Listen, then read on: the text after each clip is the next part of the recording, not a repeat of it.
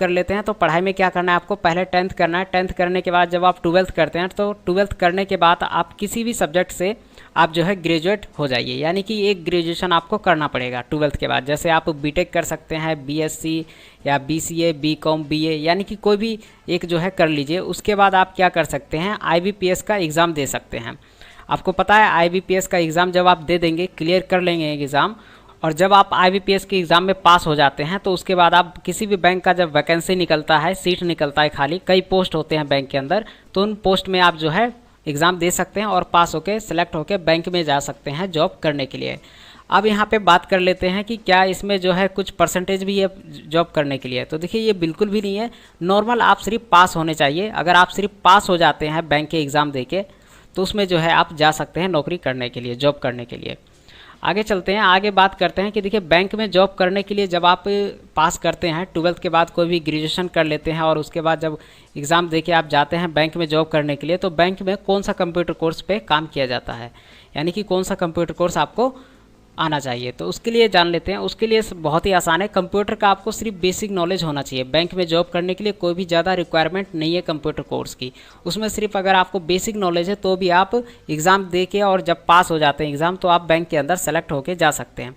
लेकिन यहाँ पे एक चीज़ और बता देता हूँ आपको कि अगर आप किसी भी बैंक में जाते हैं तो बैंक के अंदर कई पोस्ट होते हैं, पीओ होता है, मैनेजर होता है, एग्जीक्यूटिव होते हैं, और भी बहुत सारे पोस्ट जो है बैंक के अंदर होता है। तो जैसे मान लीजिए अगर आप बैंक में अकाउंटिंग जॉब कर रहे हैं, जैसे कि मान लीजिए आप जो है पैसे का लेन देन का हिसाब जो है वो कर रहे हैं, तो उसके लिए आपको टैली आना चाहिए, क्योंकि आपको पता है बैंक में ज़्यादातर जो है टैली पे काम किया जाता है।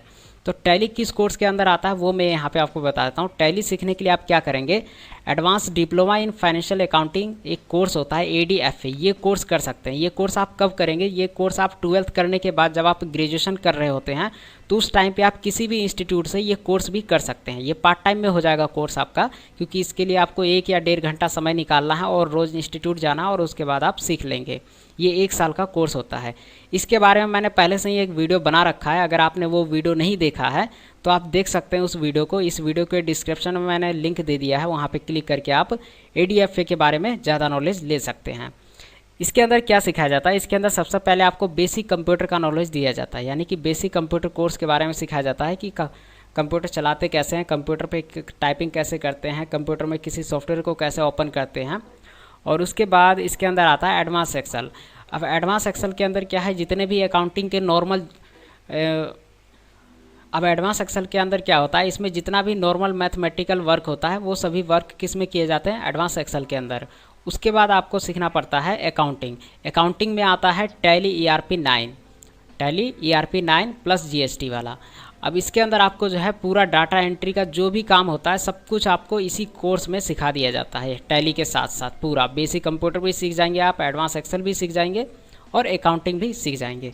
ये करने में आपको 1 साल का टाइम लगेगा, और उसके बाद आप जो है जब एग्ज़ाम पास कर लेते हैं बैंक का तो उसके बाद जो है बैंक में सेलेक्ट हो जाएंगे, और वहाँ पे अगर आपको अकाउंटिंग का काम मिल गया है तो अकाउंटिंग भी कर सकते हैं।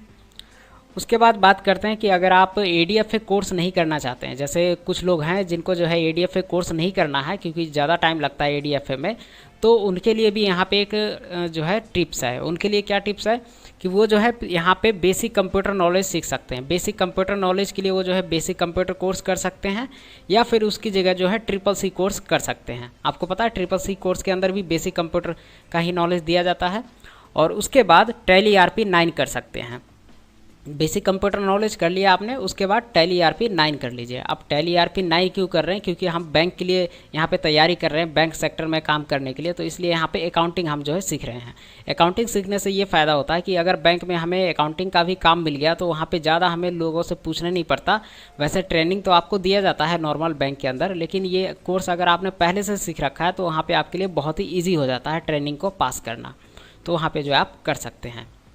तो ये मैंने आपको यहाँ पे बताया कि बैंक में नौकरी करने के लिए कौन सा कंप्यूटर कोर्स आपको करना पड़ता है। अगर आप सिंपल ये सोचते हैं कि आप जो है बैंक में जॉब करने के लिए आप जो है सिंपल सा यहाँ पे 10th या 12th करके जा सकते हैं, तो वो बिल्कुल भी पॉसिबल नहीं है। बैंक में जॉब करने के लिए 10th 12th के लिए बिल्कुल भी पॉसिबल नहीं होता, क्योंकि आपको जो है पढ़ाई तो अपना पूरा कंप्लीट करना पड़ेगा, तभी जाके जो है आप किसी भी बैंक के अंदर जॉब कर सकते हैं। और आपको पढ़ाई पूरी किस तरह से करना है वो भी मैंने आपको बता दिया कि 10th 12th कीजिए, जब आप 12th कर लेते हैं किसी भी स्ट्रीम से, तो उसके बाद आप कोई भी सब्जेक्ट से ग्रेजुएट हो जाइए। जैसे कि बीटेक करते हैं लोग, बीएससी कर लेते हैं, या बीसीए करते हैं, या फिर बीकॉम कर लेते हैं, या बीए कर लेते हैं, और उसके बाद आईबीपीएस का एग्ज़ाम देते हैं। और आईबीपीएस का एग्ज़ाम देने के बाद जो पास हो जाते हैं, और उसके बाद वो किसी भी बैंक का जो है वहाँ पे इंटरव्यू दे सकते हैं, उसका एग्ज़ाम दे के, और उसमें जो है सेलेक्ट होके जा सकते हैं। प्राइवेट बैंक हो या गवर्नमेंट बैंक, उनमें जो है आसानी से जॉब जो है फिर वो कर पाते हैं। तो इस तरह से आप जो है बैंक सेक्टर में जॉब करना चाहते हैं तो इस तरह से कर सकते हैं। और इसके ऊपर अगर आपको ज़्यादा नॉलेज चाहिए तो इसके लिए जो मैंने पहले से वीडियो बना रखा है एडीएफए कोर्स के बारे में, क्योंकि मैंने आपको पहले ही बताया है कि बहुत सारे नॉर्मल ऐसे बैंक होते हैं या कंपनी होता है जहाँ पे अकाउंटिंग का काम किया जाता है, तो वहाँ पे एडीएफए कोर्स करके आप जा सकते हैं, कर सकते हैं। लेकिन वो बैंक सेक्टर का नहीं होता, वो होता है सिर्फ अकाउंटिंग वर्क। यानी कि कोई भी एक छोटा सा बैंक हो सकता है जहाँ पे कभी कभी अर्जेंट में ले लेते हैं वो बाहर के लोगों को भी जॉब करने के लिए, और कंपनी होता है तो कंपनी में भी अकाउंटिंग का काम होता है, तो वहाँ पे भी आप एडीएफए कोर्स करके जा सकते हैं। लेकिन अगर आप रियल में जो है बैंक में जॉब करना चाहते हैं सिर्फ बैंक सेक्टर में, तो उसके लिए आपको पता चल गया यहाँ पे कि आपको पहले 12th करना पड़ेगा, और उसके बाद किसी भी सब्जेक्ट से ग्रेजुएट हो जाइए और आईबीपीएस का एग्ज़ाम दीजिए, और उसके बाद जो है आप बैंक में सेलेक्ट होके जा सकते हैं। सब्जेक्ट गो में आज हमने जाना कि बैंक में नौकरी करने के लिए, यानी कि बैंक सेक्टर में जॉब करने के लिए कौन सा कंप्यूटर कोर्स